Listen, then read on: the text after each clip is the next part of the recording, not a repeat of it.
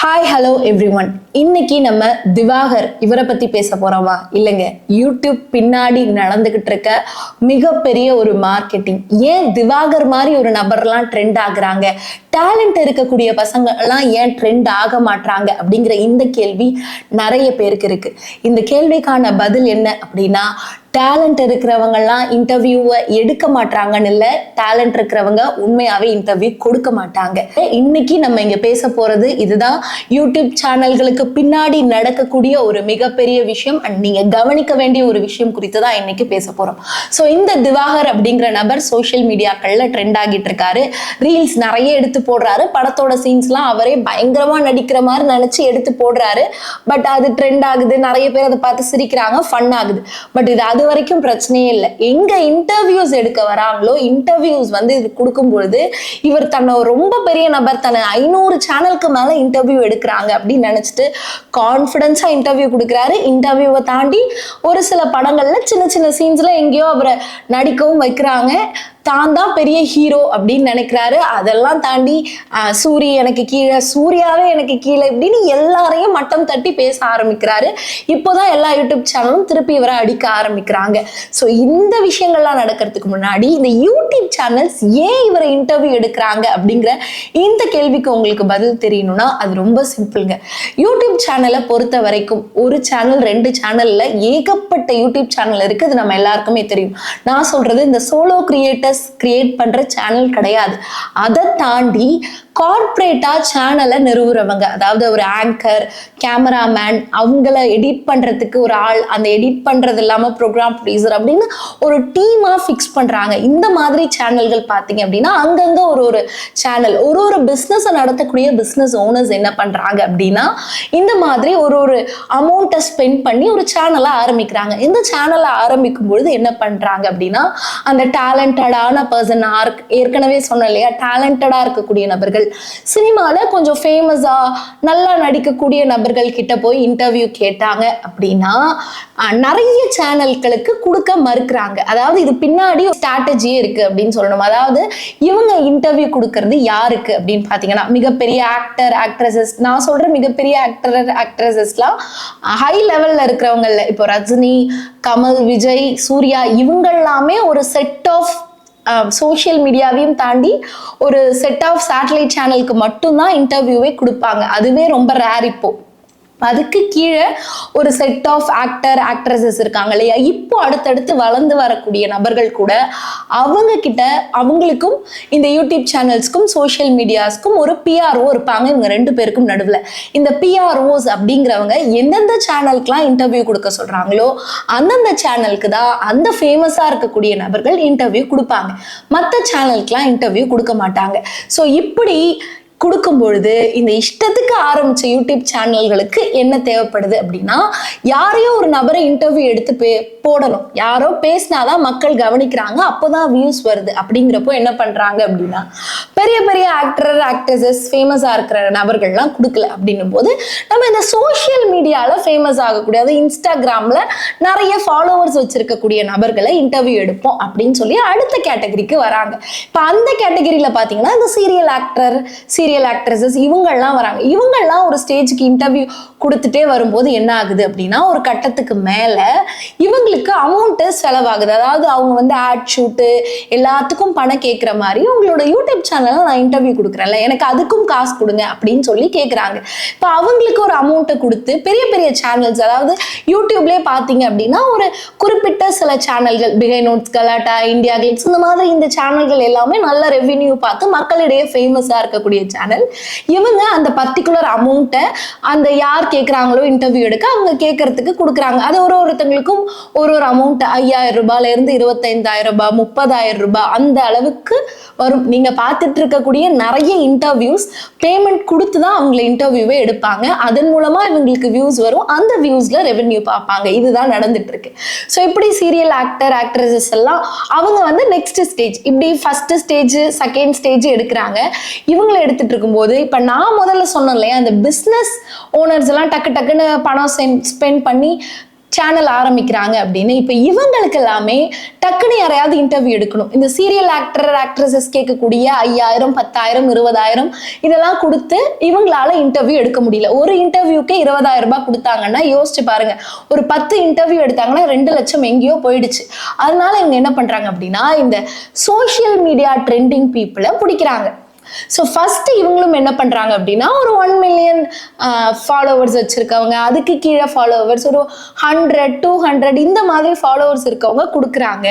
இவங்களும் போக போக போக போக காசு பார்க்கவும் ஆரம்பிச்சிடுறாங்க.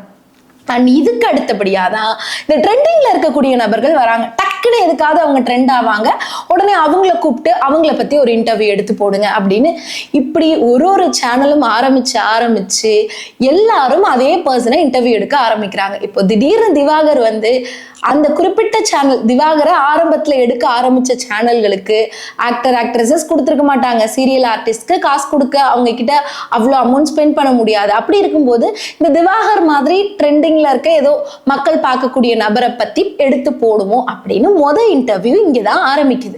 இப்படி இன்டர்வியூ ஆரம்பிச்சோடனே அதை பார்த்துட்டு அதுக்கு ஒரு பர்டிகுலர் வியூஸ் போகுது. அதாவது எதிர்பார்க்காத அளவுக்கு அது ஒரு 100K போனோம் அப்படின்னா அதை வந்து ஒரு 1 மில்லியன் பீப்புள் பார்த்துட்டாங்கன்னா இவரை இன்டர்வியூ எடுத்து போடும்போதே 1 மில்லியன் பாக்குறாங்களே, நம்ம ஏன் யாருக்கும் ஸ்பெண்ட் பண்ணோம் அப்படின்னு சொல்லி இந்த பெரிய பெரிய சேனல்கள் முதற்கொண்டு இப்ப ஆரம்பிச்ச சின்ன சேனல்கள்னு திவாகர் சொன்ன அந்த 500 சேனலும் திவாகரை கூப்பிட்டு இன்டர்வியூ எடுக்கிறாங்க. ஒரு கட்டத்துக்கு மேல இவங்க காசு கொடுப்பாங்க அப்படிங்கறத தெரிஞ்சுக்கிட்டு திவாகர் ஃபர்ஸ்ட் ஒரு 2-3 சேனலுக்கு காசே இல்லாம இன்டர்வியூ பண்ணி கொடுக்குறாரு. போக போக போக போக அடுத்தடுத்து பல சேனல்களுக்கு காசை வாங்கிட்டு இன்டர்வியூ பண்ண ஆரம்பிக்கிறாரு. இப்படிதான் டேலண்ட் இருக்க பர்சன் எல்லாத்தையும் பார்த்து ஃபில்டர் பண்ணி இன்டர்வியூ கொடுக்குறாங்க. டேலண்டே இல்லாத நபர்கள் இந்த இன்டர்வியூ கொடுக்கறதும் பெரிய விஷயம் அப்படின்னு நினைச்சிட்டு அண்ட் அவங்களுக்கு இதால ஒரு காசும் வரும் அப்படின்னு நினைச்சிட்டு இந்த மாதிரி இன்டர்வியூ கொடுக்குறாங்க. ஸோ இப்போ நான் வந்து திவாகரை இன்டர்வியூ எடுத்த கதைக்கு வருவோம். ஸோ திவாகரை நான் இன்டர்வியூ எடுக்கிறது பார்த்தீங்க அப்படின்னா எனக்கு அதுல சுத்தமா உடன்பாடு இல்லைங்க. நான் ஒரு சேனலுக்கு ஒரு 10 days ஒரு ஒர்க்குக்காக போயிருந்தேன். அவங்க எங்களுக்கு இதை பண்ணி கொடுங்க அப்படின்னு கேட்டாங்க. நான் அதுக்கு ஓகே அப்படின்னு சொன்னேன். ஸோ திவாகரோட வேலையே பார்த்தீங்க அப்படின்னா அங்க எங்கேயோ ஒரு ஊர்ல வந்து வேலை பார்ப்பாராம். அன்னைக்குதான் அவர் கிளம்பி வருவாரு. அவர் எங்கேயுமே ரூம்லாம் கூட எடுத்து ஸ்டே பண்ண மாட்டாரு. அதுக்கு கூட காசு செலவு பண்ணாம வருவாரு டைரக்டா. ஆக்சுவலி நாங்க அன்னைக்கு எடுத்த இன்டர்வியூல எங்களோட ஸ்டூடியோலயே வந்து இறங்கி குளிச்சுட்டு அங்கேயே சாப்பிட்டுட்டு நாங்களே டிஃபன் வாங்கி வச்சிருந்தோம். அதையும் அங்கேயே அவர் சாப்பிட்டுட்டு அங்க அதே ஸ்டூடியோலயே குளிச்சுட்டு அப்படியே உட்காந்து இன்டர்வியூ கொடுத்தாரு. அண்ட் அந்த இன்டர்வியூ அண்ட் இப்ப வந்து நிறைய பேர்கிட்ட ட்ரெண்ட் ஆகிட்டு இருக்குன்னு நினைக்கிறேன். எனக்கு அவர் ப்ரப்போஸ் பண்ற மாதிரி ஒரு சீன் இருந்துச்சு. அண்ட் அதே மாதிரி இன்னும் நான் ஏதோ வாட்டர் மெலனை சாப்பிடும்போது ஏதோ ஃபன் பண்ற மாதிரி இது ரெண்டுமே ஸ்கிரிப்டட் பிராங்க் தான். அண்ட் நான் ரொம்ப முக்கியமா சொல்லிடுறேன், இது ஸ்கிரிப்டட். எனக்கு இதுல பண்றதுக்கு இஷ்டமே கிடையாது. அங்க ஆக்சுவலி என்ன நடந்துச்சு அப்படின்னா முதல்ல இப்ப கலாட்டால ஒரு விஷயம் நடந்துச்சு இல்லையா, நவீன் அந்த ஆங்கர் கொஸ்டின் கேட்டுக்கிட்டே இருக்காரு, அதை எதிர்த்து இவர் ஏஞ்சி போனார் இல்லையா, இதுதான் நான் எடுத்த அந்த இன்டர்வியூலையும் நடந்துச்சு. இவர் இந்த மாதிரி பேமெண்ட் வாங்குறாரு, நீங்க பேமெண்ட் வாங்கிட்டு இன்டர்வியூ பண்ற அளவுக்கு பெரிய செலிபிரிட்டி ஆயிட்டீங்களா, நீங்களே நல்லா நடிக்கிறோம்னு நினைச்சிட்டு இருக்கீங்களா, இந்த மாதிரி கொஸ்டின்ஸ் எல்லாம் நான் திவாகரை பார்த்து கேட்டேன். உடனே திவாகர் வந்து ஒரு 2 நிமிஷம் 3 நிமிஷம் எனக்கு பதில் சொல்லி சமாளிச்சுட்டே இருந்தாரு. டக்குன்னு அந்த இடத்த விட்டு ஏஞ்சிட்டு இவங்க கேட்கிற கேள்விலாம் சரியில்லை, நான் இதுக்கு பதில் சொல்ல மாட்டேன் அப்படின்னு போயிட்டார்.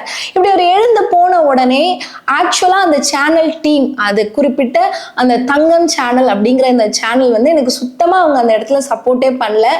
அவங்களுக்கு நல்லா தெரியும் நம்ம எதிர்க்க இருக்கக்கூடிய நபர் அப்படிங்கிறவர் ஒரு செலிபிரிட்டி, ஒரு வெல் நோன் பர்சன், அந்த மாதிரிலாம் எதுவும் கிடையாது. ஜென்ரலா சோசியல் மீடியால இருக்கக்கூடிய ஒரு நபரை கூப்பிட்டு தான் நம்ம இன்டர்வியூ பண்றோம் அப்படின்னு அவங்களுக்கு தெரியும். இந்த மாதிரி ஒரு சுச்சுவேஷன் வந்துச்சுன்னா இப்ப கலாட்டா அதை எப்படி ஹேண்டில் பண்ணிச்சோ அவங்க அதே மாதிரிதான் அதை ஹேண்டில் பண்ணிருக்கணும். பட் அன்னைக்கு அவங்க ஆங்கர் கிட்ட சப்போர்ட் பண்ணல. அவங்க ஒரே வார்த்தையா என்கிட்ட என்ன சொல்லிட்டாங்க அப்படின்னா, உனக்கு ஆங்கரிங்கே பண்ண தெரியலமா, நீ என்னமா இப்படி எல்லாம் கொஸ்டின் கேட்கிற கெஸ்ட் கிட்ட அப்படின்னு சொல்லிட்டாங்க. அந்த இடத்துல எனக்கு ரொம்ப கோவம் வந்துருச்சு. I was so disappointed. So நான் என்ன சொல்லிட்டேன்னா, உங்களுக்கு என்ன, அவரை பெருமையா பேசி அவரை போல ஒரு ஹீரோவே இல்லை, அவளை போல ஒரு ஆக்டரே இல்லைன்னு இன்டர்வியூ எடுத்து கொடுக்கணுமா, சரி நான் அப்படியே எடுத்து கொடுக்குறேன் அப்படின்னு சொல்லிட்டு அங்க அவரை உட்கார வச்சு எடுத்த இன்டர்வியூ தான் இப்போ டெலிகாஸ்ட் ஆகிட்டு இருக்க ஒரு இன்டர்வியூ. அந்த இன்டர்வியூ முடிச்சுட்டு எங்களுக்கு பிராங்க் மாதிரி ஏதாவது வேணும், அப்பதான் இந்த இன்டர்வியூ பூஸ்ட் ஆகும் அப்படின்னு சொன்னாங்க. நான் சொல்லிட்டேன், நீங்க என்னவோ பண்ணுங்க, நான் வந்து அதுக்கேத்த மாதிரி ஆக்ட் பண்ணிட்டு போயிடுறேன் அப்படின்னு சொல்லி அந்த இடத்துல அவங்க 2-3 பிராங்க சொன்னாங்க. அந்த பிராங்கையும் பண்ணிட்டு சிரிச்ச மாதிரி அதை பண்ணி கொடுத்துட்டு அந்த சேனலுக்கு ஒரே ஒரு கும்பிட போட்டுட்டு அன்னைக்கு லாஸ்ட் டே அந்த சேனலை விட்டு நான் வெளில வந்துட்டேன். அதுக்கப்புறம் அந்த இதெல்லாம் ரீலா போட்டாங்க. இப்ப ரொம்பவே அது நிறைய பேர் பார்த்துட்டு நீங்க தானே இது, நீங்க ஏன் இதெல்லாம் பண்றீங்க அப்படின்ற மாதிரி எனக்கு கொஸ்டின் பண்ணிட்டு இருக்காங்க. எண்ட் ஆஃப் த டே அது என்னோட ஒர்க். அதையும் சில பேர் புரிஞ்சுக்கிட்டு நீங்க இப்படிதான் பண்ணி ஆகணும் அப்படின்னு எனக்கு மெசேஜ் பண்ணாங்க. ஸோ இப்போ இதை ஏன் சொல்லிட்டு இருக்கேன் அப்படின்னா, அங்க என்ன நடந்துச்சு, இது ஆல்ரெடி நடந்த ஒரு விஷயம் அண்ட் இப்போ இட் காட் ட்ரெண்டிங் அகெயின். திருப்பி இப்ப எல்லா சேனலும் அகெயின் என்ன பண்றாங்க அப்படின்னா, எந்த சேனல்லாம் திவாகரை கூப்பிட்டு நீங்க ஏன் அப்படி பண்ணீங்க இப்படி பண்ணீங்கன்னு கேள்வி கேட்டாங்களோ அதே சேனல்லாம் இப்போ அவர் அடிக்கிற மாதிரி கேள்வி கேட்டு அவர் அந்த இடத்த விட்டு ஓட விடுறாங்க. இப்போ அதுதான் அவங்களுக்கு ரீசன் ட்ரெண்டிங்கா இருக்கு. ஸோ இந்த யூடியூப் சேனல் பின்னாடி நடக்கக்கூடிய விஷயம் இதுதான். அதாவது ஒரு பர்சன் தேவை, இன்டர்வியூ எடுத்து அந்த இன்டர்வியூ மூலமா ட்ரெண்ட் ஆகி அவங்களுக்கு வியூஸ் பார்க்கணும், வியூஸ்ல இருந்து ரெவென்யூ பார்க்கணும். ஸோ இந்த விஷயத்த பண்றதுக்கு யாரோ ஒரு நபர், அது திவாகரா இருக்கட்டும், அந்த கே கப்பிள்ஸ், லெஸ்பியன் கப்பிள்ஸ்னு யாரா வேணா இருக்கட்டும், ட்ரெண்டிங்கான ஒரு பையனா இருக்கட்டும், யாரா இருந்தாலும் இப்படிதான் யூடியூப் சேனல்கள்ல பண்ணுவாங்க. பிகாஸ் அவங்களுக்கு வேற வழி கிடையாது. திடீர்னு ஆரம்பிக்கிற ஒரு சேனலுக்கு டேலண்டான ஒரு ஆக்டரோ ஆக்ட்ரஸஸோ இன்டர்வியூ கொடுக்க போறது கிடையாது.